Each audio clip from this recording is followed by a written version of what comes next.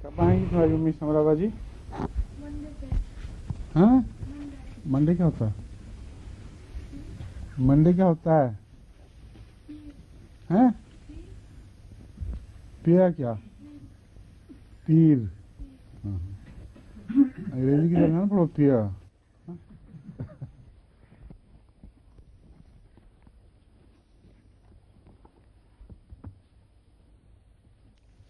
औज़ु बिल्लाहि मिनश शैतानिर रजीम, बिस्मिल्लाहिर रहमानिर रहीम।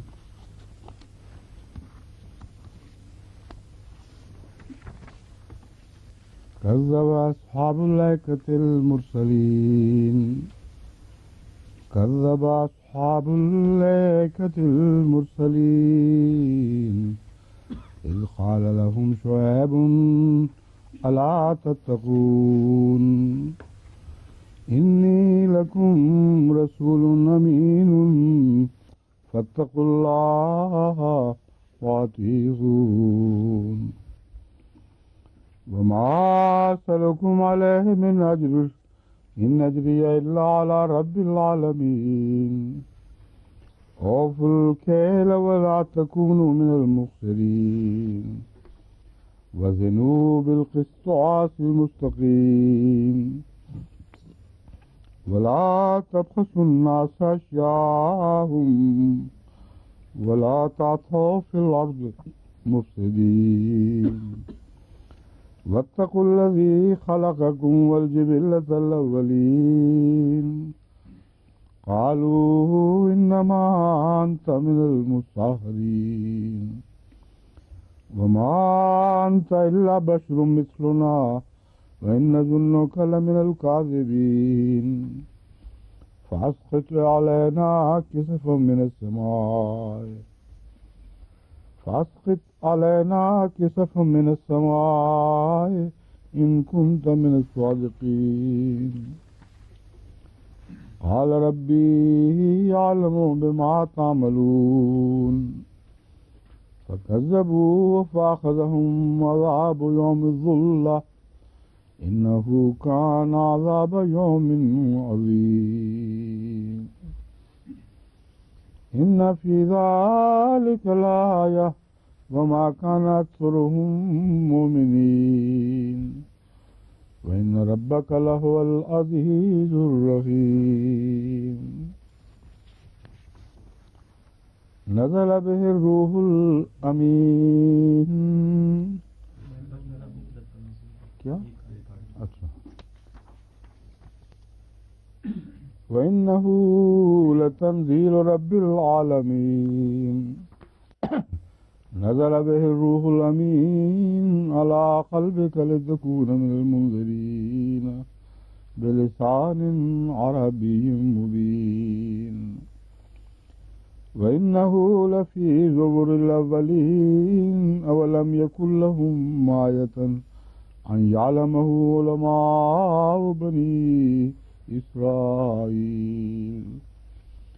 वलो नज़्ज़लनाहु अला बाज़िल आजमीन फ़क़रअहु अलैहिम मा कानू बिही मुमिनीन।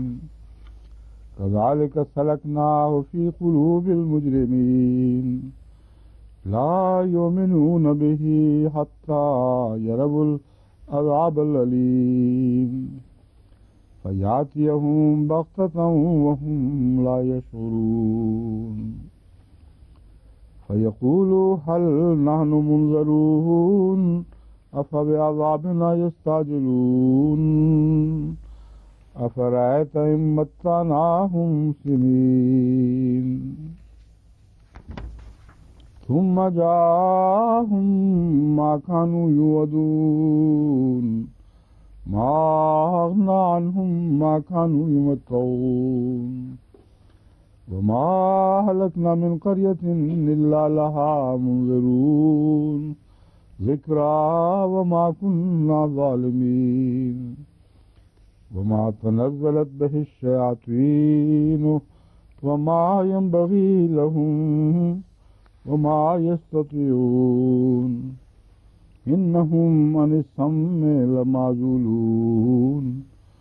فلا تدع مع الله إلها آخر فتكون من المعذبين وأنذر عشيرتك الأقربين واخفض جناحك لمن اتبعك من المؤمنين فإن عصوك فقل إني بريء مما تعملون وتوكل على العزيز الرحيم الذي يراك حين تقوم وتقلبك في الساجدين إنه هو السميع العليم هل ننبئكم على من تنزل الشياطين تنزل على كل أفاك أثيم يلقون السمع وأكثرهم كاذبون والشعراء يتبعهم الغاوون ألم تر أنهم في كل واد يهيمون وأنهم يقولون ما لا يفعلون إلا الذين آمنوا وعملوا الصالحات وذكروا الله كثيرا وانتصروا من بعد ما ظلموا وسيعلم الذين ظلموا أي منقلب ينقلبون وسيعلم الذين ظلموا أي منقلب ينقلبون نہیں یہ پڑھا تھا منقلبن کو منقلبن پڑھ دیا تھا. اچھا تو توجہ ہے، میں تو منقلبن پڑھتا ہوں ہمیشہ. یہ تو کوئی زبان کی لفظش ہے، ورنہ منقلب ہی ہمیشہ پڑھتا ہوں، جانتا ہوں منقلب ہی ہے. وَسَيَعْلَمُ الَّذِينَ ظَلَمُوا أَيَّ مُنقَلَبٍ يَنقَلِبُونَ.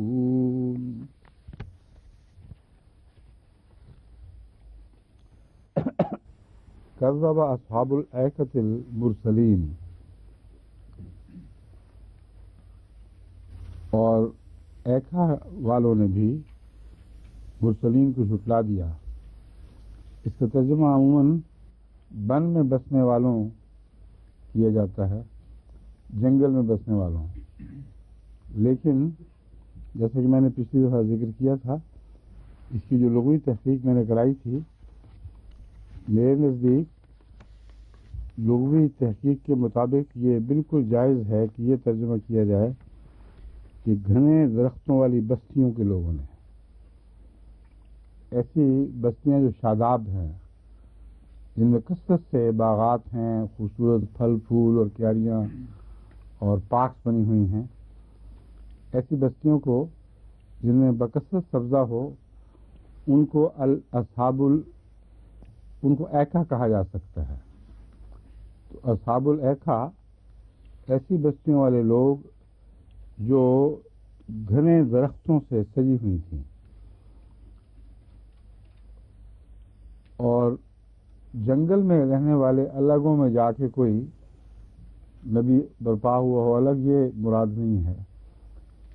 یورپ کا نقشہ بھی اس کے اوپر پورا اترتا ہے، اور آج کل کے جدید جو شہر ہیں جن میں کثرت کے ساتھ بالارادہ سبزہ اگایا جاتا ہے اور درختوں اور پھلوں اور پھولوں سے اس کو شاداب کیا جاتا ہے، ایسی بستیاں مراد ہیں. اور پھر المرسلین سے بھی صاف پتہ چلتا ہے کہ کسی ایک جنگل کی بات نہیں ہو رہی. سب ایسی بستیاں جو سبز و شاداب تھیں، جہاں کثرت کے ساتھ گھنے درخت تھے، ان کی طرف جب بھی نبی آتے رہے وہ ان کو جھٹلاتے رہے. اذ قال لهم شعیب الا تتقون، مثلا ایک ان میں سے شعیب تھا.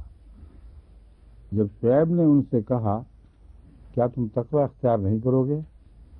انی لکم رسول امین، میں تمہاری طرف ایک ایسا پیغمبر ہوں جو امین ہے. فاتقوا اللہ واطیعون، بس تقوی اللہ کا اختیار کرو اور میری اطاعت کرو، کیونکہ اللہ کے تقوی کا تقاضا ہے کہ میری بات مانو، میں اللہ کی طرف سے ہوں. وما اسألکم علیہ من اجر، اور میں تم سے اس بات پر کوئی اجر نہیں چاہتا کہ تمہیں ہدایت کی طرف تمہاری ہدایت کی طرف رہنمائی کروں.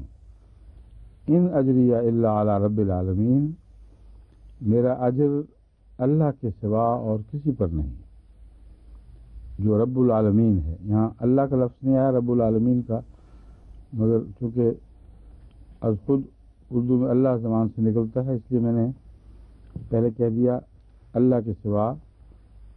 مراد یہ ہے جو قرآن کریم میں لفظ لکھے ہیں وہ یہ ہیں، ان اجریہ الا علی رب العالمین، میرا اجر سوائے سب جہانوں کے رب کے سوا اور کسی پر نہیں. اوفوا الکیلا ولا تکونوا من المخسرین، تم ماپ پورا پورا دیا کرو اور ان میں سے نہ ہو جاؤ جو کم کر کے دیتے ہیں.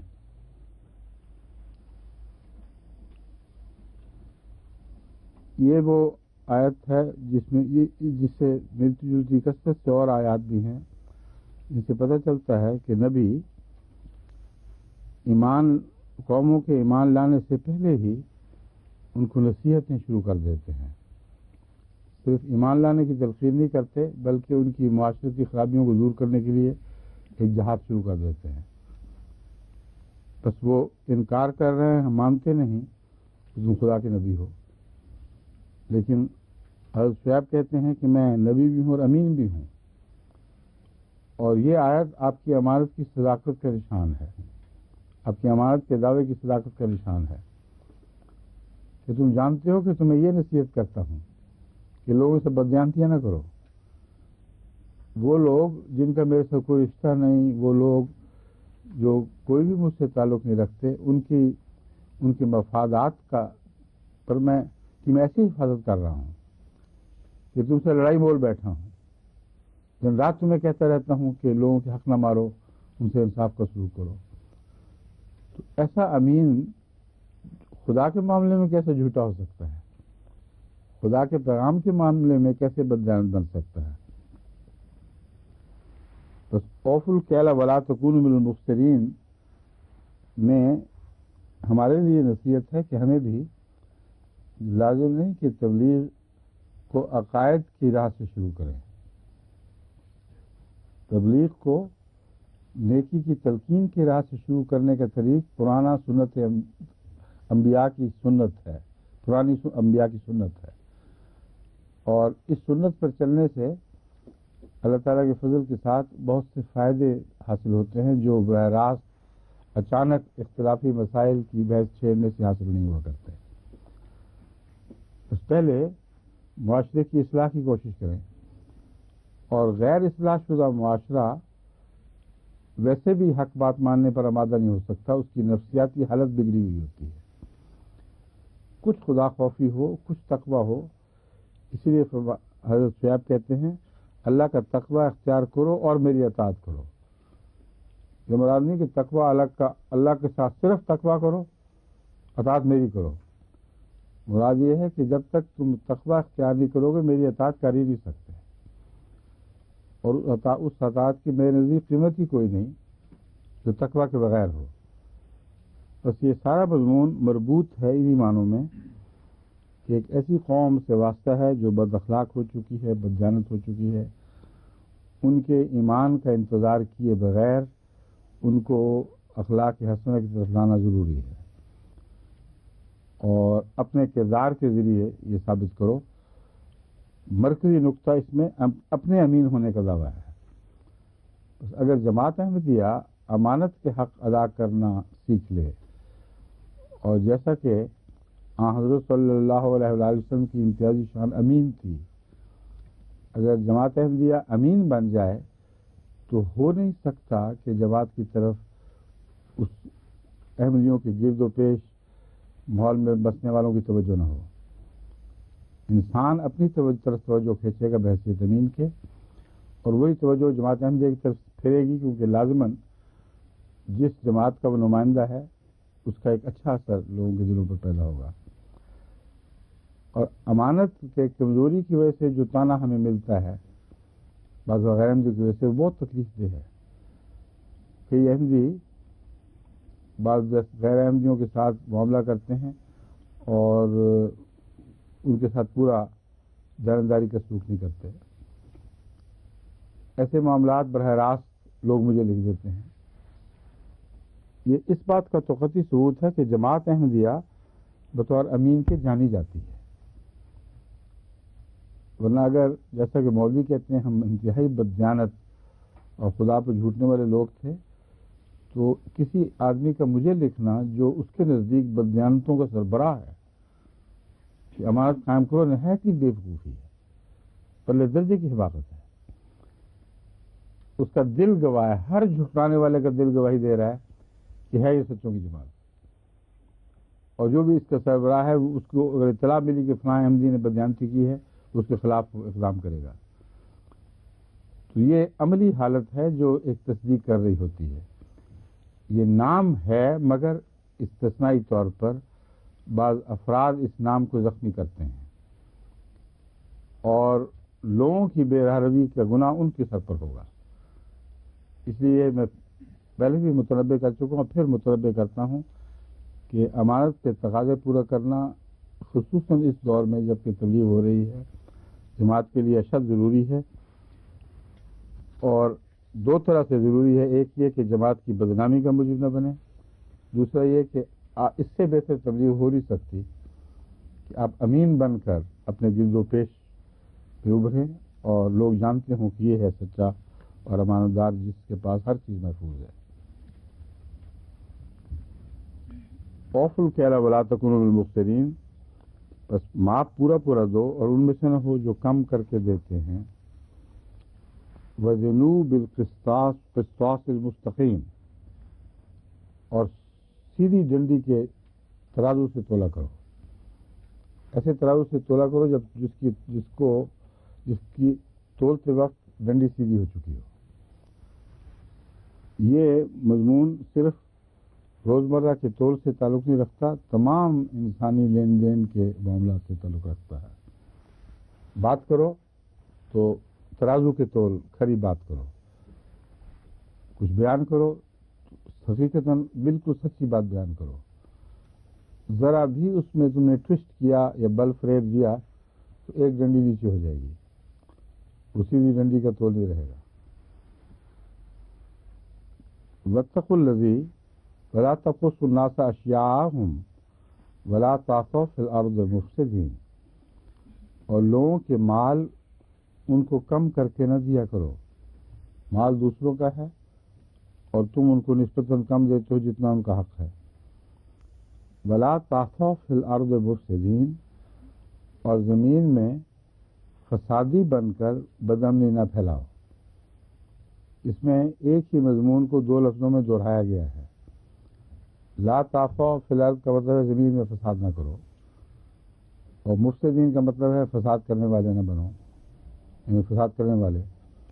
تو اس لیے میں نے اس کا ترجمہ کیا ہے زمین میں فسادی بن کر بدامنی نہ پھیلاؤ، یعنی بدامنی پھیلانے والوں میں ایک ایسا مقام حاصل کر لو جو اس کے سرخ نہ ہو جائیں. وہ فسادی نہ بنو جو زمین میں بدامنی پھیلاتے پھرتے ہیں. واتقوا الذی خلقکم والجبلۃ الاولین، اور اس ذات سے ڈرو جس نے تمہیں بھی پیدا کیا اور پہلی خلقت کو بھی پیدا فرمایا. یہ ساری نصیحتیں حضرت شعیب نے اپنی قوم کو کر دیں ان کے انکار پر. انہوں نے کہا ہم نہیں تو یہ مانتے. انہوں نے کہا اچھا پھر یہ سن لو بات، خود تو ٹھیک ہو جاؤ. اور یہی میرا مقصد ہے، یہی میرا پیغام ہے، اور اس کوشش پر میں تم سے کوئی اجر بھی نہیں مانگتا. تو انہوں نے کہا انما انت من المسحرین، تو ایسا ہے جو مخبوط الحواس ہو چکا ہے. ایک معنی ہے مسحر، وہ جو عقل کھو چکا ہو، اور ایک وہ جو سحر زدہ ہے جس پر جادو ہو چکا ہے. تو اپنے مقصد میں ایسا مشغول ہو گیا ہے، ایسی لگن لگ گئی ہے تجھے کہ عام آدمی جو اپنے ہوش و حواس میں یا اپنے مفادات کی نگرانی کرنے والا ہو وہ اس طرح اپنے آپ کو کھو نہیں دیا کرتا. ہاں کسی پر جادو ہو جائے تو وہ چلتا پھرتا اٹھتا بیٹھتا ایک ہی خیال میں مگن رہتا ہے. تو اس لحاظ سے وہ غصے کا اظہار ایسے لفظ سے کرتے ہیں جس میں گستاخی بھی ہے اور جس میں ایک پہلو سے بیان حق بھی ہے. تو جادو زدہ ہے، جس کا ایک معنی یہ ہے تو جھوٹ اور فریب پیش کرنے کا عادی ہے کیونکہ خود فریب زدہ ہے. جادو زدہ کا ایک معنی یہ ہے. دوسرا معنی ہے تجھے ایسی لگن لگ گئی ہے کہ کوئی ہوش نہیں رہی. وما انت الا بشر مثلنا، اور در حقیقت تو ہمارے جیسے ایک بشر کے سوا اور کچھ بھی نہیں. وَإِنَّ نَظُنُّكَ لَمِنَ الْكَاذِبِينَ، اور یقیناً ہم تجھے جھوٹوں میں شمار کرتے ہیں. نظنوں کا گمان کرتے ہیں، ہمارا ظن یہی ہے کہ تو جھوٹوں میں سے ہے. لیکن وَمَا أَنْتَ إِلَّا بَشْرٌ مِثْلُنَا کہتے وقت جو ان کو خطرہ تھا کہ قوم قبول نہیں کرے گی، وہ یہ تھا کہ یہ اس جیسا بشر تو ہے کوئی نہیں، اس کو تو ایک نیکی کی لگن لگی ہوئی ہے. بس اس کا پہلے توڑ انہوں نے پیش کر دیا کہ ہمارے جیسا ہے مگر تو جادو زدہ ہے. نیکی کی خاطر یہ باتیں نہیں کر رہا بلکہ تجھے تو لگن لگ گئی ہے، مخبوط و حواس ہو گیا ہے. بس ایسا شخص جو بہت نیکی کی تعلیم دے اس کو بھی لوگ تنگا کے یہی کہا کرتے ہیں جو کیا ہو گیا ہے، اس کو تو پاگل ہے، بس ہر وقت یہی لگا رہتا ہے. اس پہلو سے وہ جھٹلاتے وقت لوگوں کے خیال کو، جو لوگوں پر تاثر قائم ہوا ہے، اس کو توڑنے کے لیے کہتے ہیں سیر زدہ ہے مگر فی الحقیقت ہمارے جیسا آدمی ہے، اس میں کوئی الہی طاقت کے نشان نہیں ہے. وَإِنَّ نَظُنُّكَ لَمِنَ الْكَاذِبِينَ، اور ہم تجھے یقیناً کاذبوں میں سے یعنی جھوٹوں میں سے گمان کرتے ہیں. فَأَسْقِطْ عَلَيْنَا كِسَفًا مِّنَ السَّمَاءِ إِن كُنتَ مِنَ الصَّادِقِينَ، بس اگر تو سچا ہے اور ہم تیرا انکار کر رہے ہیں تو آسمان سے ہم پر کوئی ٹکڑا گرا کر دکھا، جس کو ہم اردو میں کہتے ہیں ہم پر آسمان ٹوٹ پڑے. بس ہم پر کیوں آسمان کیوں نہیں ٹوٹ پڑتا، کیوں نہیں تو ایسا موجزہ دکھاتا کہ ہم پر آسمان گرے. قال ربی عالم بما تعملون، حضرت شعیب نے فرمایا میرا رب سب سے زیادہ جانتا ہے جو تم کرتے ہو. اب اس جواب کا اس آسمان ٹوٹنے والے معاملے سے کیا تعلق ہے؟ سمجھے؟ دادا یہ بہتر جانتا ہے کہ کس قسم کا عذاب اور کب آئے گا. بما تعملون،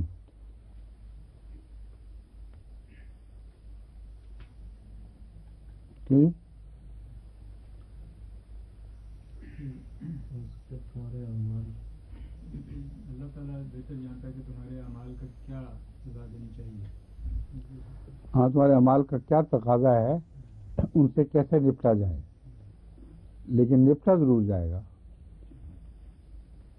ضروری نہیں کہ جو کچھ تم مطالبے کرو بیان ہی ویسے ہی پورے ہوں. اللہ ان اعمال کو جانتا ہے جن کے نتیجے میں سزا ملا کرتی ہے، اور دراصل اعمال اور سزا کے ایک جوڑ کی طرف اشارہ ہے. جتنی قوموں کو سزا دی گئی ہے جن کا قرآن میں ذکر ہے، ان کی بدعمالیوں کا اس سزا کی نوعیت سے تعلق تھا، اور آئندہ زمانے میں جو سزا دی جانی ہے وہ بھی انسان کے ہاتھوں سے سزا دی جانی ہے. اور اس دور کی بدعنوانیوں اور بے راہ روی کی جو بھی شکلیں ہوں گی وہ ان کی سزا خود بنائیں گی.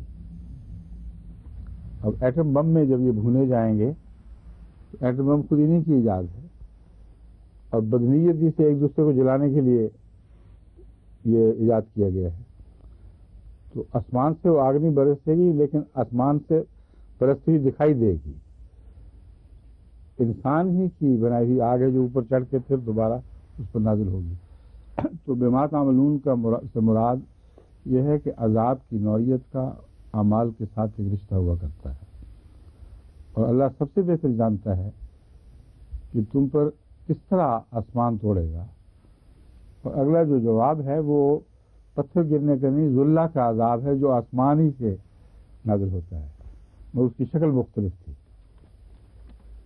اسی لیے اللہ تعالیٰ نے چونکہ ان کے مطالبے سے مختلف عذاب نازل فرمانا تھا، اس لیے یہاں یہ بما تعملون کا اظہار فرما دیا کہ تمہارے عمل اللہ جانتا ہے، وہی جانتا ہے کہ تمہیں کس قسم کا عذاب دے گا۔ فکذبوہ، بس انہوں نے اس کو جھٹلا دیا، فاخذہم عذاب یوم الذلہ، ان کو ایک ایسے عذاب نے آ پکڑا جو چھائے، ایسے دن کا عذاب تھا جس پر کوئی چھتری تان دی گئی، ایک ایسے دن کا عذاب تھا جو ایک سائے تلے آ گیا ہے۔ اور اس طرف اس میں اشارہ ملتا ہے کہ آئندہ آنے والی قوموں پر جو دخان کا عذاب آنا ہے وہ بھی اسی قسم کی قوموں پر آئے گا، اور اسی قسم کی قومیں ہوں گی جو لین دین میں، اموال میں بدجانسیاں کرنے والی ہوں گی، لوگوں کے حقوق غصب کرنے والی ہوں گی، اور وہ سمجھیں گی کہ ہم نے اپنی حفاظت پر اتنا خرچ کر دیا ہے کہ اب ہمیں ہمیشہ عطا ہو گئی ہے، کوئی ہم پر غالب نہیں آ سکتا۔ تو جس کو عذاب الذلہ یہاں فرمایا گیا ہے، میں سمجھتا ہوں اس میں حضرت صلی اللہ علیہ وسلم کے زمانے میں آخر پر آنے والے عذاب کی طرف بھی اشارہ ہے کہ ان کو بھی عذاب ذلہ لے لے گا، آ پکڑے گا، اور وہ قرآن کریم نے تفصیل سے دوسری جگہ بیان فرما دیا ہے۔ اس زمانے میں ایٹامک بم تو نہیں تھے، مگر کوئی ایسی نحوس زہریلی ہوا ضرور چڑھی ہے اوپر، جس نے طرح طرح کی بیماریاں پھیلا دی ہیں، طرح طرح کے عذاب ان پہ نازل کیے ہیں، اور یہ ہوائیں اس قسم کی ایسی آندیاں اس عذاب کے جتنے وسعت کے ساتھ تو نہیں، مگر کسی حد تک ہم نے چڑھتی دیکھی ہیں۔ مختلف ممالک میں بعض دفعہ زہر آلود فضا اوپر چڑھ کے شہروں پر چھا جاتی ہے، نہ وہ آندھی بن کر ٹوٹتی ہے، نہ بادل بن کے برستی ہے، وہ ایک کھڑی سی ہو جاتی ہے فضا میں، اور لگتا ہے زہر کھڑا ہو گیا ہے، اور اس کے نیچے پھر بہت تکلیف پہنچتی ہے، کئی قسم کی بیماریاں پھوٹتی ہیں، کئی خوفناک بیماریاں، جلدی بیماریاں بھی، اور دوسری قسم کی بھی سانس کی بیماریاں جیسے موسم ضرور پھوٹا کرتی ہیں۔ ربا میں اب موسم بدل گئے ہیں، لیکن شروع میں جب وہ کلیتاً صحرائی علاقہ تھا، وہاں اس قسم کا وہ نظارہ ہم نے کئی دفعہ دیکھا ہے۔ وہ اس سارے علاقے پر ہوا چڑھ جایا کرتی تھی اوپر، اس کے ساتھ سرگودا کا علاقہ پہ تھا جہاں بہت بڑا چٹیل میدان تھا، تو یہ سارا علاقہ بس وسیع، جب غالباً یہ میاں والی تک ہی ہوا کرتا تھا، جس طرح سبزہ کم ہے نا اس علاقوں میں، یہی گھومن گھیری چڑھ جایا کرتی تھی اوپر، اور وہ ہمیں پتہ ہے کہ بہت تکلیف دہ چیز ہے، نہ برستی، نہ ختم ہوتی، نہ دفع ہوتی، ہر وقت مصیبت بنی رہتی تھی، مگر وہ عذاب نہیں تھا، وہ ایک قانون قدرت کا کرشمہ تھا، اور ہوتا رہتا ہے۔ یہ جو ہے عذاب، یہ اسی چیز کی ایک کیفیت کا حد سے بڑھ جانا ہے۔ تقدیر الہی ان لوگوں پر ایک ایسا سایہ لے آئی جو بہت زہریلا اور مہلک سایہ تھا، تو آ کر کھڑا ہو گیا۔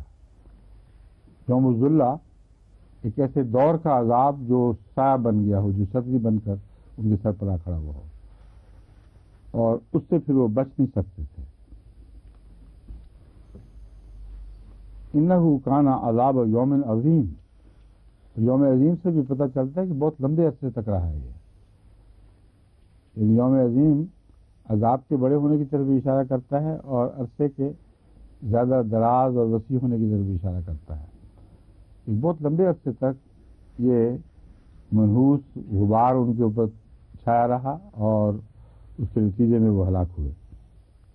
ان فی ذالک لآیہ، لیکن یہاں یہ نہیں فرمایا کہ وہ ہلاک ہو گئے، پہلے اس سے جو قوموں کا ذکر گزرا ہے اس میں یہ ہے کہ پھر وہ اس سے ہلاک ہو گئے، مگر یہاں نہیں فرمایا۔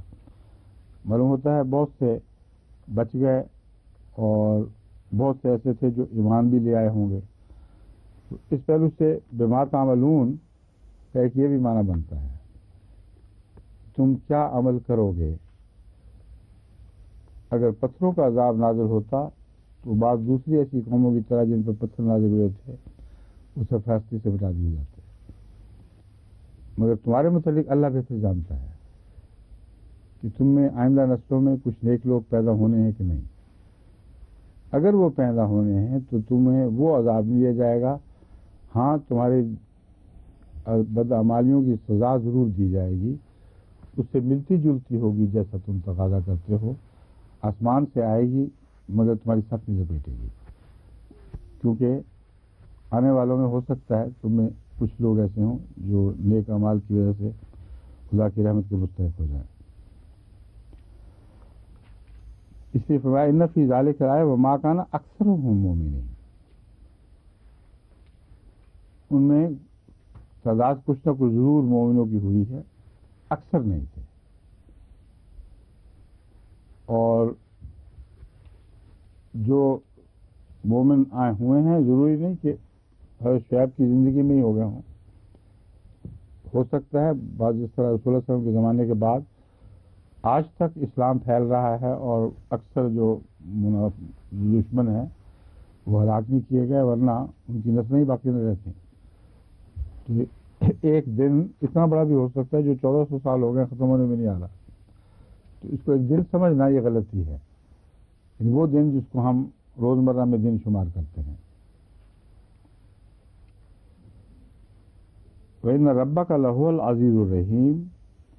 اور یقیناً یہ تیرا رب ہی ہے جو غالب بزرگی والا اور بار بار رحم فرمانے والا ہے.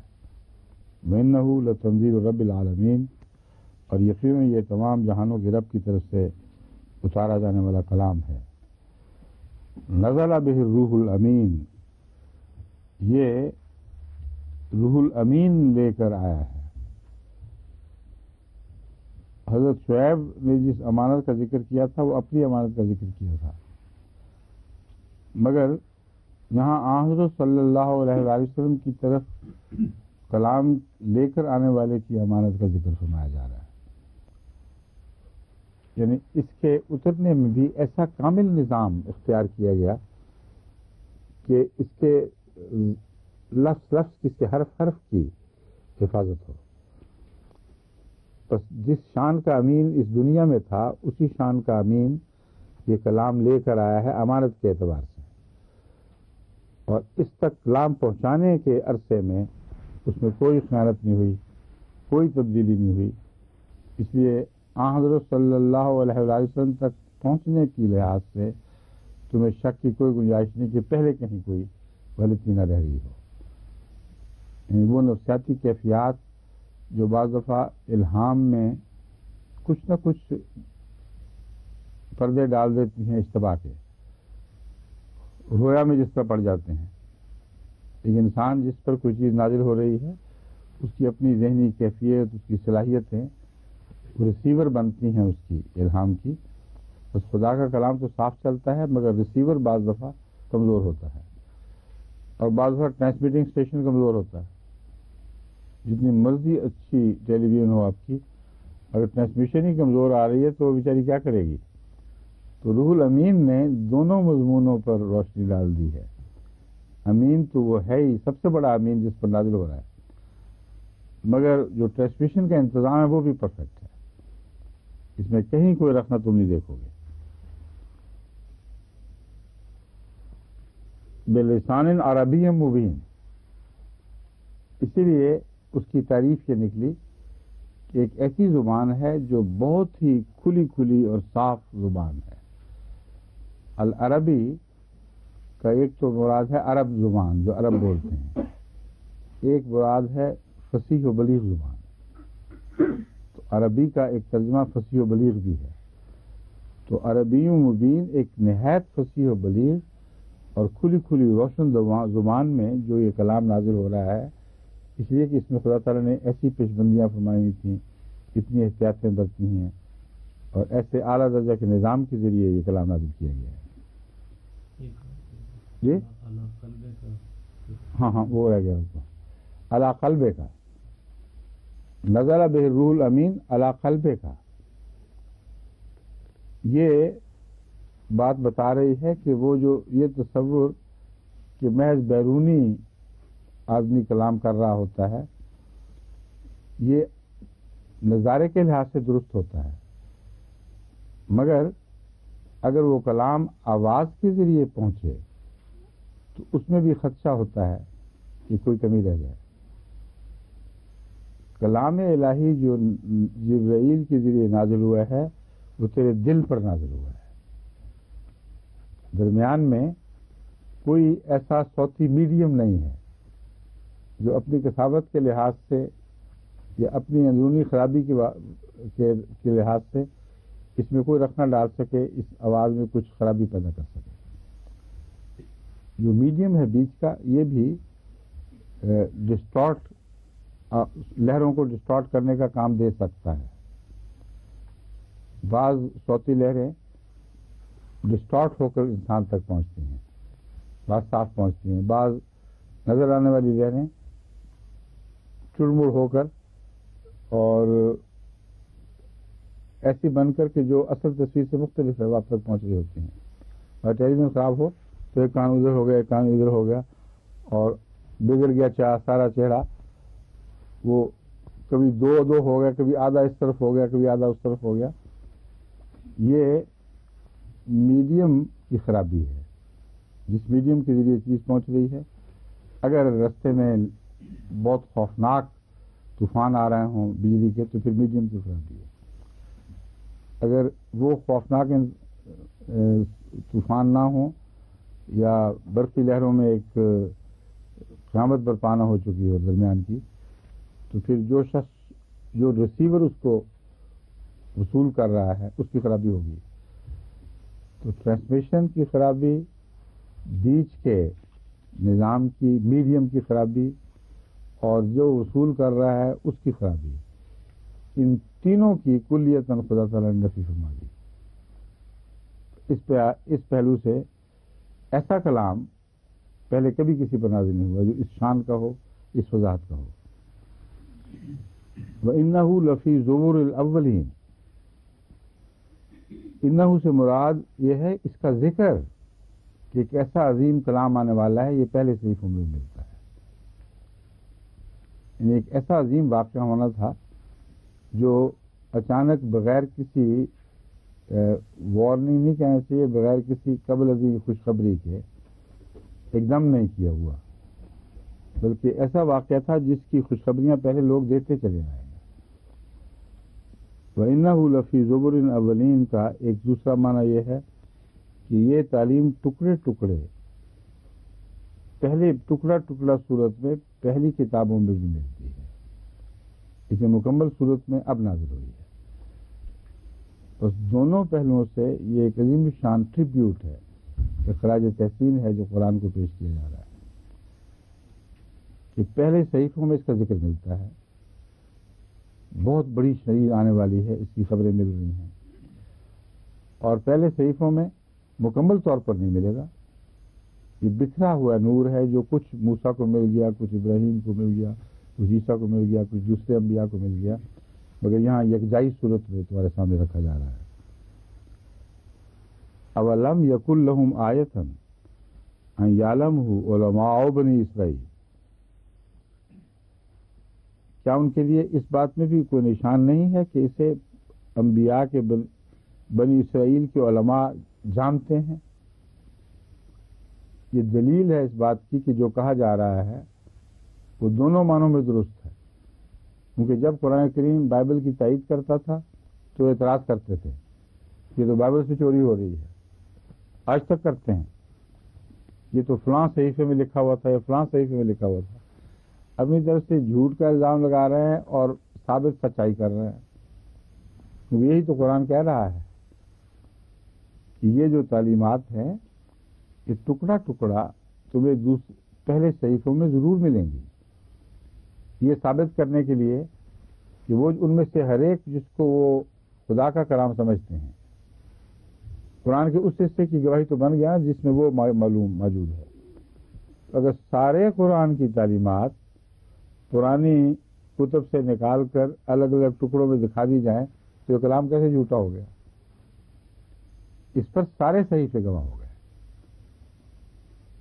بس اس کی خبر پرانے صحیفوں میں ہے، دونوں معنوں میں 100% درست نکلی. اس پر صحیفے اس لیے گواہ بن گئے ہیں کہ وہی تعلیم ان میں موجود تھی جس کو وہ سچا مان رہے ہیں، ٹکڑوں ٹکڑوں میں تھی. اور دوسرے یہ کہ اس بات کا سچا ہونا کہ پہلے صحیفوں میں تھی عملاً قرآن کی گواہی بن گیا. اور صرف یہی نہیں بلکہ واضح طور پر قرآن کریم کے نزول کی پیشگوئیاں پرانے صحیفوں میں موجود ہیں، اور اس پر ہمارے علماء نے مختلف وقتوں میں مضامین بھی لکھے ہیں. مگر یہ امر واقع ہے کہ ہر پرانے نبی کے صحیفوں میں قرآن کا ذکر، اس کی پیشگوئیوں کا ذکر کسی رنگ میں ملتا ہے، مگر ہم نے ابھی تک اس کو ایک کتاب کی صورت میں جمع نہیں کیا. کیوں جی؟ کیا ہے شمس صاحب؟ اور تصنیف کے انچارج ہیں نا آپ؟ ہاں بتائیں، کوئی ایسی کتاب ہے جس میں جو خالصتاً اس نقطۂ نگاہ سے لکھی گئی ہو کہ قرآن کریم کا یہ دعویٰ اس طرح ثابت ہوتا ہے، یہ تعلیم ہے، یہ فلاں جگہ موجود ہے، یہ تعلیم ہے، یہ گیتا میں ہے، یہ وید میں ہے، یہ بائبل میں ہے، یہ دوسری کتب سماویہ جتنے بھی موجود ہیں، اور زرتشت کے کلام میں ہے، کنفیوشس کے کلام میں ہے. اس طرح جتنے مذاہب زندہ مذاہب کہلاتے ہیں آج کل جو موجود ہیں، ان میں قرآن کریم کی اس آیت کی تائید میں حوالوں کی تلاش کرنا اور ان کو یکجا کرنا، یہ الگ الگ تو کام ہو چکا ہے. یعنی مختلف علماء نے اپنے ذوق اور شوق کے ساتھ یہ تحقیق کی ہے. حضرت بشیر صاحب السلام کی کتب میں کثرت سے ایسے حوالے ملتے ہیں، مگر میں سمجھتا ہوں اب ہمیں یکجائی صورت میں بھی یہ کتاب تحریر کرنی چاہیے. اس مرکز میں جو ہمارے تصنیف سے تعلق رکھنے والے محکمے ہیں، وکالت تصنیف اور وزارت تصنیف، یہ دونوں مل کے مشورہ کر کے علماء کا ایک بورڈ بنا کر ان کی اس پر یہ کام کریں، کیونکہ میں سمجھتا ہوں اس زمانے کی ایک بڑی ضرورت ہے جو عمدگی سے پوری ہوگی. مگر اس میں کچھ تحقیق کا کام ہونا لازم ہے. اب تک جو ملا ہے وہ پرانوں کی کوششوں کا پھل ہم کھا رہے ہیں، لیکن بہت سے ایسے انبیاء ہیں جن کے نام عملاً مٹ چکے ہیں. ذکر ملتا ہے تاریخوں میں، مگر ان کی کتب، ان کے صحیفے تلاش کیے جائے تو مشکل سے ملیں گے آپ کو. اس ضمن میں میں یورپ میں جو احمدی نوجوان لڑکے اور لڑکیاں ہیں ان کے گروہ بنا چکا ہوں، ان کے گروپس بنا چکا ہوں. گروپس کو کیا کہتے ہیں؟ اردو کلاس کی چاہیے. ہاں ٹیم انگریزی لفظ ہے. ہاں ٹولہ تو بڑا خطرناک لفظ ہے. ہاں گروپ اور گروہ ہے، مگر گروہ بھی کوئی بات نہیں. ہاں کیا ٹولی ٹولہ بھی ہے. تباً جو لفظ زبان پہ آئے گا ایک ایسے شخص کی زبان پہ جس کو انگریزی نہ آتی ہو، وہ کیا ہوگا؟ میرا خیال ہے ہاں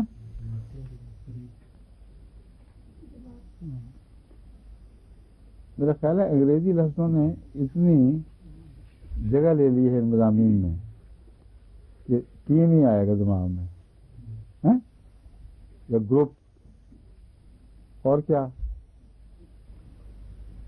ڈیسک، یہ سارے انگریزی لفظ ہیں. فریق نہیں، ایسے فریق بنائے جو تحقیق کرے. ٹیم ہی ہے.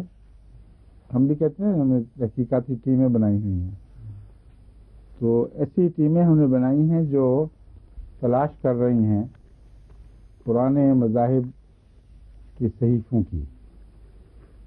اب جرمنی ٹیم نے بہت محنت کی ہے اس میں ماشاءاللہ.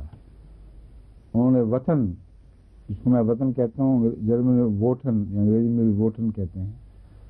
ووٹن خدا کے نام پر جو پہلے مذہب تھا ان کا جرمینک قوموں کا، اس کے اوپر تحقیق شروع کی ہوئی ہے تاکہ وہاں سے بھی ہمیں وہ ٹکڑے ملیں جن کے متعلق قرآن کہہ رہا ہے کہ پہلے صحف میں بھی موجود ہے تعلیم. اور اب تک جو تحقیق کی ہے وہ اس سے ہمیں کچھ ابھی حاصل پورا نہیں ہو سکا، کیونکہ جتنے بھی اسکالرز ہیں انہوں نے زیادہ تر جو باتیں سن رکھی تھیں یا کسی اور اسکالر سے پڑھی ہیں اس کے حوالے دے دیے. لیکن جب ہم پہنچتے ہیں آخر پر تو کتاب کوئی دکھائی نہیں دیتی جو ان کی کتاب ہو. اس لیے ان پر الزامات تو ہیں، ان کی سچی تعلیمات نہیں ہیں.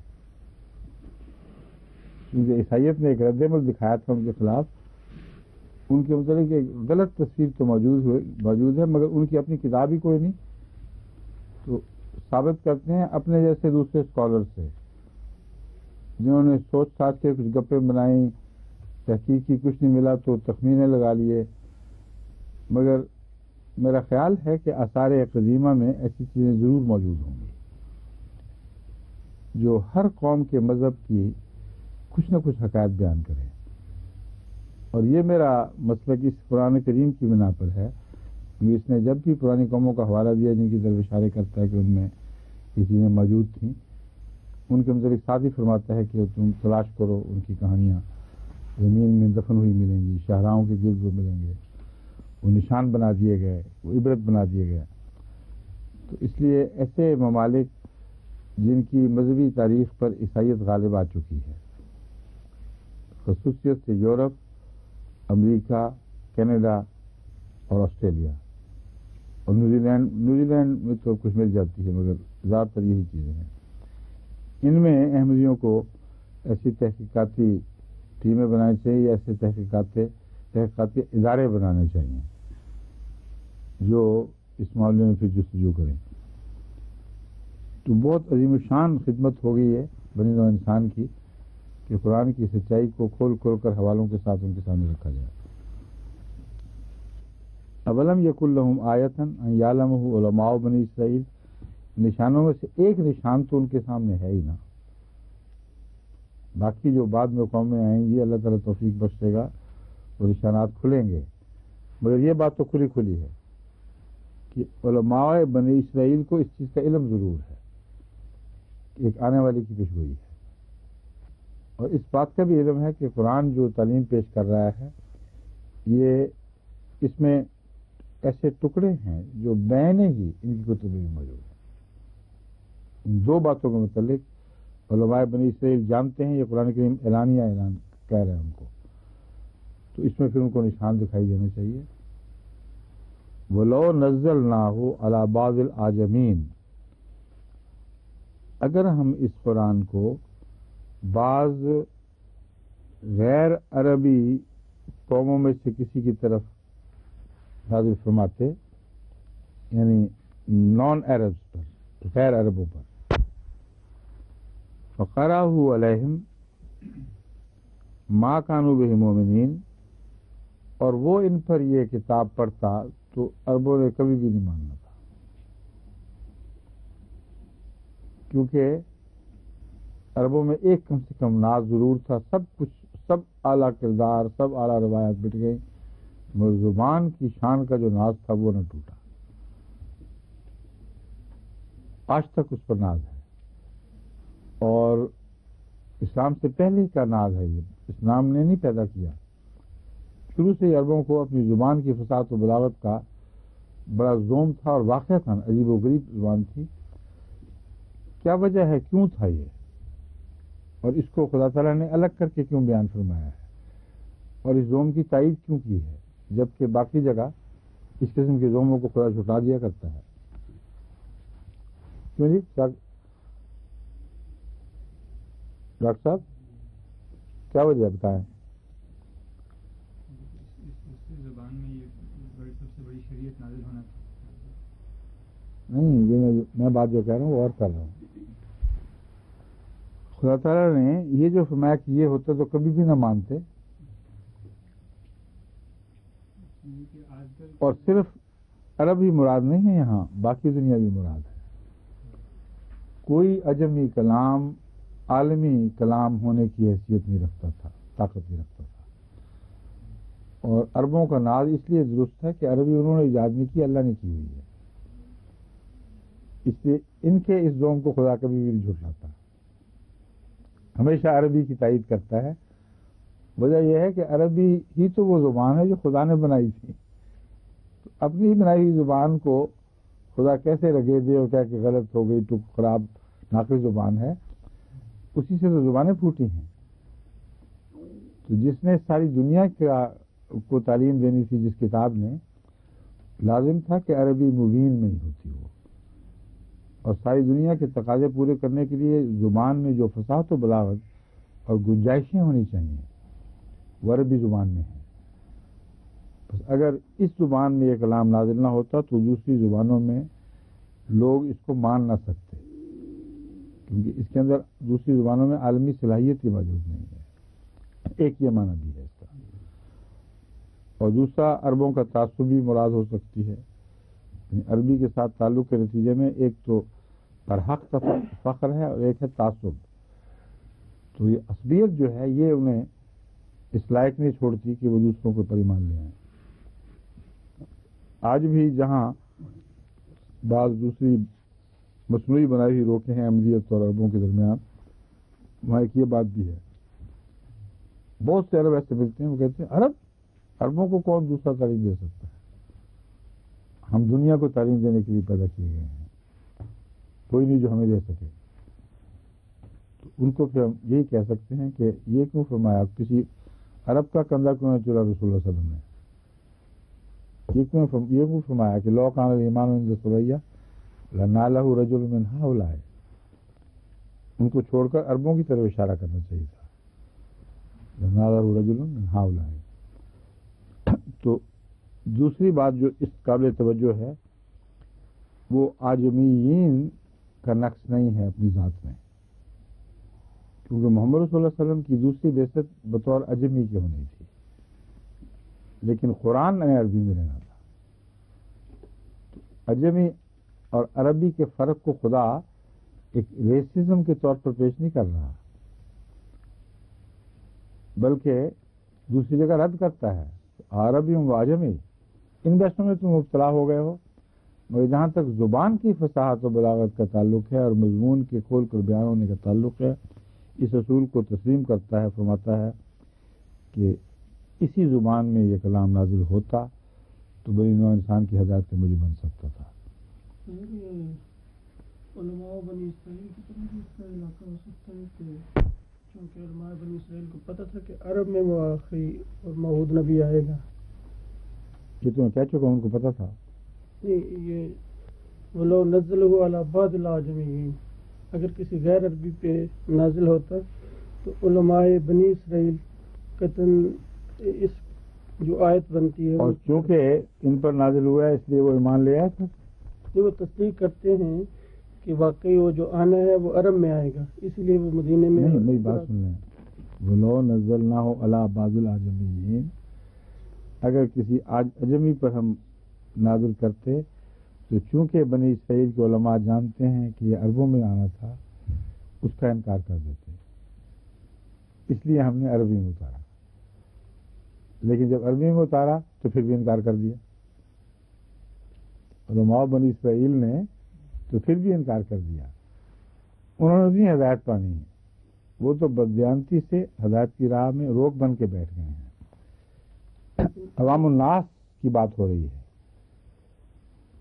اگر عوام الناس میں کوئی اجمی آ کر تعلیم دیتا جو عرب عوام تھے تو اس بنا پر ایک اجمی ہے، انہوں نے اس کو ویسے ہی رد کر دینا تھا. دوسرے اجمی میں وہ فصاحت و بلاغت نہ ہوتی جس کا قرآن کریم نے شروع میں ذکر فرمایا ہے. عربی مبین میں خدا تعالیٰ نے کلام نازل فرمایا ہے. اس میں کوئی لکی چھپی بات نہیں، کوئی اشتباہ کی بات نہیں، لا ریب فیہ ہے. اور یہ جو مضمون ہے یہ دوسری کسی زبان میں اس طرح بیان ہو نہیں سکتا تھا، کیونکہ جتنی زبانیں بھی الہی نزول کے سانچے سے نکل کر کچھ بدل چکی ہیں، ان زبانوں میں وہ صلاحیت اتنی ہی کم ہو جاتی ہے۔ اس لیے حضرت مسیح علیہ السلام نے معین الرحمان میں اس طرف اشارے، گفتگو بحثوں میں یہ اشارے کر دیے ہیں کہ عربی ضروری تھی۔ تو میرے نزدیک تو یہاں عربی کے ضروری ہونے کی بحث میں یہ فرمایا جا رہا ہے کہ عاجمین پر یہ اتارا جاتا تو وہ انکار کر دیتے، مگر بنی اسرائیل کے علماء انکار نہ کرتے۔ نشان بنی اسرائیل کے علماء کے لیے نہیں پیش کیا جا رہا۔ اولم یکن لہم آیۃ ان یعلمہ علماء بنی اسرائیل، یہ جو آیت ہے اس کی انگلی بنی اسرائیل کی طرف، علماء کی طرف نہیں اٹھ رہی۔ جن لوگوں کے لیے اس نے نشان بننا ہے وہ اور ہیں اور بنی اسرائیل کے علماء اور ہیں، سمجھیں؟ اس لیے نشان بنی اسرائیل کے علماء کی خاطر نہیں ہے، بلکہ وہ ایک طرف بیٹھے ہوئے ہیں۔ مراد یہ ہے کہ جن لوگوں کے لیے نشان بننا ہے وہ پوچھ لیں بے شک بنی اسرائیل کے علماء سے، اگر وہ قریت کر ان سے بات کریں گے تو اس بات کی شہادت دینی پڑے گی ان کو کہ واقعتاً ہماری کتب میں یہ ذکر موجود تھا، ٹھیک ہے؟ اور اس اشارے میں صرف لسان عربین مبین کی گواہی نہیں ہے، بلکہ وہ جو پہلے ہے ذکر کہ اور قوموں پر بھی صحیفے انہ لفی زبر الاولین، یہ گواہی بھی وہ دیں گے۔ اور جن قوموں کے صحیفے بچے ہوئے ہیں وہ اکثر یہی ہیں، اسی لیے سارے حوالے بنی اسرائیل کی طرف جا رہے ہیں، کیونکہ باقیوں کی زبر جیسے کہ میں نے بیان کیا تھا اگرچہ اولین میں آ کر گواہی تو وہ دیتے ہیں، مگر ان کے علماء کون سے ہیں جن کو پتہ ہو؟ وہ صحیفے ہی بہت سے مٹ گئے ہیں، ان کو ہمیں قریت کے نکالنا پڑے گا۔ تو پہلا گواہ جو اس آیت کی سچائی کا بن سکتا تھا، جسے بننا چاہیے، وہ علماء بنی اسرائیل ہیں۔ بس وہ ہدایت کے طلبگار کے طور پر مخاطب نہیں ہے، بلکہ ہدایت کے طلبگاروں کے راہ میں حائل ہونے والوں کے طور پر مخاطب ہے۔ بیچ میں سے وہ جانتے ضرور ہیں کہ ایسا ہے، اور اس لیے وہ اگر کوئی ان سے پوچھے گا، کرے دے گا تو دکھا دیں گے، بتا دیں گے۔ فَقَرَأَهُ عَلَيْهِمْ مَا كَانُوا بِهِ مُؤْمِنِينَ،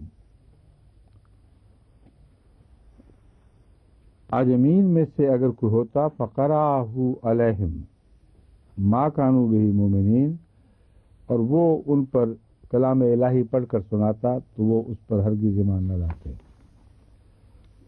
كَذَلِكَ سَلَكْنَاهُ فِي قُلُوبِ الْمُجْرِمِينَ، اسی طرح ہم نے یہ بات مجرموں کے دلوں میں داخل کر دی ہے۔ باہر سے داخل کی گئی ہے، کیوں جی مومن صاحب؟ ہاں وما يضل به الفاسقين، ہاں، ان کے دلوں کی اندر یہ چیز پہلے سے رجحان موجود ہے، اس قسم کی ٹیڑھی سوچوں کا رجحان ان کے اندر گہرا سرایت کر چکا ہے، یہ مراد ہے۔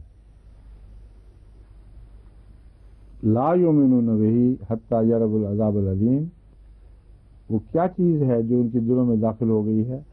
وہی جو اس سے پہلے سب قوموں کے دلوں میں داخل تھی، کہ جب تک نشان ظاہر ہوتے رہے ایمان نہیں لاتے، جب عذاب نازل ہو تو پھر ایمان لانے کی بات کرتے ہیں، جبکہ لیٹ ہو چکا ہوتا ہے، اس وقت تک وقت ختم ہو چکا ہوتا ہے۔ فَيَأْتِيهِمْ بَغْتَةً وَهُمْ لَا يَشْعُرُونَ، اور بعض اوقات وہ عذاب ان پر اچانک آتا ہے جس کا ان کو شعور بھی نہیں ہوتا، تو ایمان کا ویسے بھی کوئی موقع نہیں۔ یا یاتیہم بغتۃ، وہ آئے گا عذاب ان پر بغتۃ، جس عذاب کا مطالبہ کرتے اور جلدی کرتے ہیں وہ ان پر اچانک ہی آئے گا، وہم لا یشعرون، اور وہ اس کا کوئی شعور بھی نہ رکھتے ہوں گے، ان کو کوئی اشارہ بھی نہیں ملے گا کہ کچھ ہونے والا ہے۔ فَيَقُولُ هَلْ نَحْنُ مُنظَرُونَ، تو یہ کہیں گے، ایسی صورت میں وہ کیا کہتے؟ اگر ایسا ہوتا تو یہ کہتے حل نحن منظرون، کیا ہم مہلت دیے جانے والوں میں سے ہو سکتے ہیں کہ نہیں ہو سکتا؟ اتنی مہلت دی، اتنی لمبی باتیں گزری، مطالبے کر رہے ہیں جلدی عذاب لاؤ، اور آ نہیں رہا، اور ٹھٹھے کر رہے ہیں کہ دیکھ لو اتنی دیر ہو گئی عذاب نہیں آ رہا۔ جو آ گیا تو کہتے ہیں کہ ہم سے نہیں کوئی مہلت کا سلوک ہونا، اور کیا سلوک ہوگا مہلت کا؟ حد سے زیادہ بیوقوف قومیں ہوتی ہیں یہ، نبیوں کی منکر قومیں حد درجہ کی احمق ہوتی ہیں۔ افبعذابنا یستعجلون، افبعذابنا ہم عذابنا یستعجلون، یہ جو ہے یہ حل نحن منظرون کے بعد افبعذابنا یستعجلون، یہ بھی ایک مسئلہ ہے سمجھنے والا۔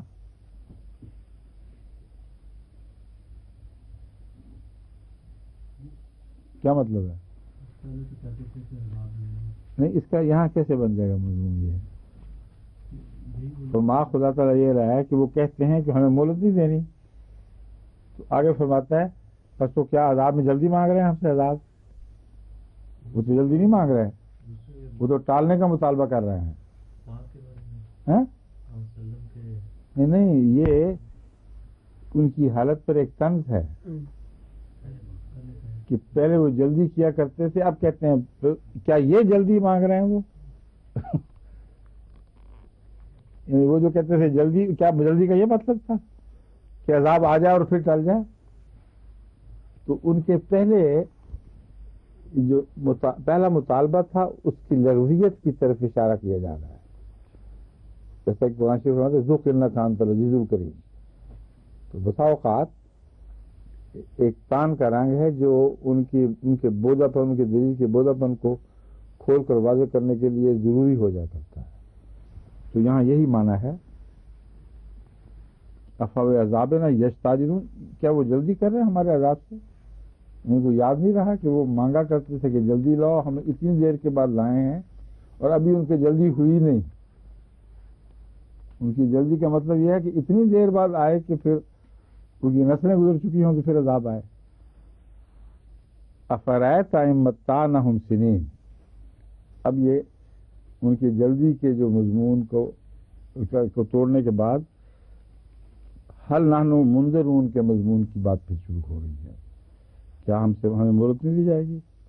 افرأیت ان متعناہم سنین، کیا تو نہیں جانتا، کہ تو نہیں دیکھتا کہ اگر ہم انہیں چند سال کے لیے کچھ فائدہ پہنچا دیتے، یعنی کچھ مہلت دے دیتے، ثم جاءہم ما کانوا یوعدون، پھر وہ ان کے پاس آتا جس کا ان کو ڈراوا دیا گیا تھا، جس سے ان کو ڈرایا جا رہا تھا۔ ما اغنی عنہم ما کانوا یمتعون، تو عارضی فائدہ جو چند سالوں کا پہنچا ہوتا وہ ان کے کسی کام تو نہ آتا، اس عذاب کو ٹال نہیں سکتا تھا وہ۔ وما اہلکنا من قریۃ الا لہا منذرون، اور ہم نے کبھی بھی کوئی بستی ہلاک نہیں کی مگر اس میں ڈرانے والے ضرور آئے تھے، اس میں ضرور ڈرانے والے موجود تھے۔ اس لیے یہ جو کہتے ہیں مہلت نہیں ملی یا مہلت تھوڑی ملی ہے، جھوٹ بول رہے ہیں۔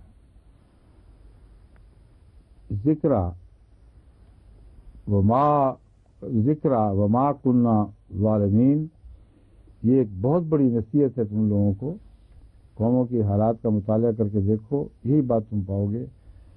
ہر قوم جس کو خدا کی طرف سے عذاب میں پیچھے ڈالا گیا یا ان کو برباد کیا گیا، ان میں ڈرانے والا ضرور آیا تھا، مہلتیں بھی دی گئی تھیں۔ مہلتیں دینے کے باوجود مہلتوں ہی کو وہ نبیوں کے خلاف دلیل کے طور پر استعمال کیا کرتے تھے، وہ کہتے جلدی سے لاؤ، اور جب آیا تو پھر اس بات پر تڑپنے لگے کہ ہمیں پوری مہلت نہیں دی گئی، اور اتنا دیر کے بعد ان کو یہ احساس ہوا کہ ان کی مہلت کا وقت گزر چکا تھا۔ یہ وہ جو ساری کہانی ہے دردناک ان قوموں کی، یہ ہے ذکرہ۔ بہت بڑا ایک نشان، ایک تنبیہ ہے، وما كنا ظالمین، اور یقیناً ہم نہیں تھے جو ظلم کرنے والے ہیں، ہم ظلم نہیں کیا کرتے۔ ابھی وقت ہے یا ختم ہو گیا؟ ختم ہو گیا سر جی، ہاں اب چند منٹ، ابھی تلاوت ابھی باقی ہے نا، اور چند منٹ ہم اس کو، ہاں کافی ہے ابھی تو، چند منٹ ہم ہومیوپیتھی کی بات اب کر لیتے ہیں، کیونکہ میرا خیال ہے ابھی ہومیوپیتھی کا وقت ہو رہا ہے، ٹھیک ہے؟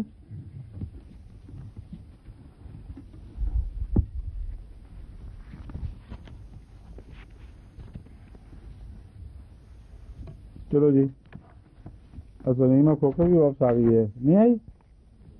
ہاں آپ تشریف لے آئی ہیں؟ وہ جو کتاب تھی ہومیوپیتھی کی، جس میں ابتدا میں تو فرت واقع صاحبہ نے کام کیا تھا، ساری کتاب انہوں نے نوٹوں سے تیار کی تھی، پھر آپ شامل ہو گئی تھیں اور آپ کی ٹیم، جس نے وہ واپسی کا سفر آسان کیا ہے، وہ سارے جو کاغذات، ہر چیز میں نے ان کے سپرد کر دی تھی قمر صاحب کے، اور مسلسل پھر آپ کے عدم موجودگی میں بھی ہمارا رابطہ رہا ہے۔ ڈاکٹر مشارت احمد صاحب میری نمائندگی کرتے رہے ہیں، وہ دیکھتے رہے ہیں، کوئی غلطی رہ گئی ہو تو ٹھیک کر دیجیے۔ ڈاکٹر ہے یا نہیں؟ انہوں نے مجھے کل بتایا تھا کہ انہوں نے اپنی طرف سے تو پوری احتیاط کر لی، جو کچھ بھی تھا وہ قمر صاحب کے سپرد کر دیا ہے۔ اب قمر صاحب مجھے بتاتے ہیں کہ آخری مراحل پہ ہے وہ، یا ہو چکا ہے سب کچھ؟ کل ان کو دے دیں گے، ہاں، کل وہ آپ کو دیں گے، جس آخری شکل میں وہ سمجھتے ہیں کہ یہ غلطیوں سے پاک ہو چکی ہے، جہاں تک ممکن ہوتا ہو سکتا تھا، وہ آپ کو دے دیں گے۔ اس پر اگر آپ نے کوئی تبصرہ کرنا ہے، کچھ درستی کروانی ہے، کسی چیز کا اضافہ کروانا ہے، تو نوٹس تیار کر کے مجھے بھیجیں، خود براہ راست کو واپس نہیں کرنا، سمجھ گئے؟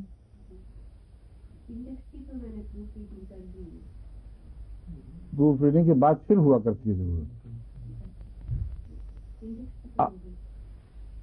کیوں جی؟ وہ یہ نہیں سمجھنی بات، پہلے کی بھی پروف ریڈنگ ہو چکی تھی، پروف ریڈنگ کے بعد پھر جو ضرورت پڑتی ہے اصلاحوں کی، وہ لگنے کے بعد اب یہ آخری شکل میں ہے۔ اب اگر کوئی پھر اس میں کوئی غلطی دکھا، اپنی پروف ریڈنگ میں کوئی غلطی آپ پکڑیں تو مجھے بتا دیں، ہاں یہ میں کہہ رہا ہوں، یہی بات ہے نا؟ اور ڈاکٹر بشارت صاحب کو بھی دے دیں، لیکن ان کی نظر سے کوئی اپنے لحاظ میں نظر سے رہ جائے غلطی تو ڈاکٹر سے پکڑ لیں، ٹھیک ہے نا؟